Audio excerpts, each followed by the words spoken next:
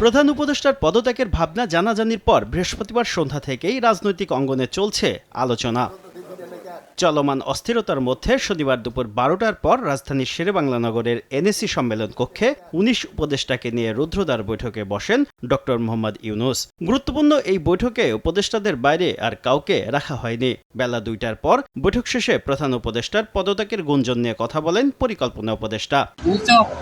চলে যাবেন বলেননি, তিনি বলছেন যে আমাদের যে কাজ করছি, আমাদের সামনে যে দায়িত্ব দেওয়া হয়েছে সেই দায়িত্ব পালনে অনেক প্রতিবন্ধকতা সৃষ্টি হয়েছে, কিন্তু আমরা সকল প্রতিবন্ধকতা কাটিয়েই আমাদের অর্পিত দায়িত্ব, এটা তো একটা বড় দায়িত্ব, এর উপর নির্ভর করবে দেশের ভবিষ্যৎ, বহু বছরের ভবিষ্যৎ।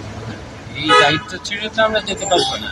অন্য উপদেষ্টারাও নিজেদের দায়িত্ব পালন করে যাবেন বলেও জানান ওয়াহিদুদ্দিন মাহমুদ। নির্বাচন এবং একটা সুশাসিত গণতান্ত্রিক ব্যবস্থায় উত্তরণের জন্য যে ধরনের একটা ক্ষেত্র তৈরি করা দরকার, সেই কাজেও এটি তো আমাদের আসল কাজ, সেই কাজেও কি কি প্রতিবন্ধকতা কোথা থেকে আসছে সেগুলো আমরা চিহ্নিত করার চেষ্টা করেছি এবং আমরা আহ্বান জানাবো গণ অভ্যুত্থানের পক্ষের সকল শক্তিকে, রাষ্ট্রীয় সকল সংস্থাকে আমাদের এই লক্ষ্য অর্জনে সহায়তা করার জন্য।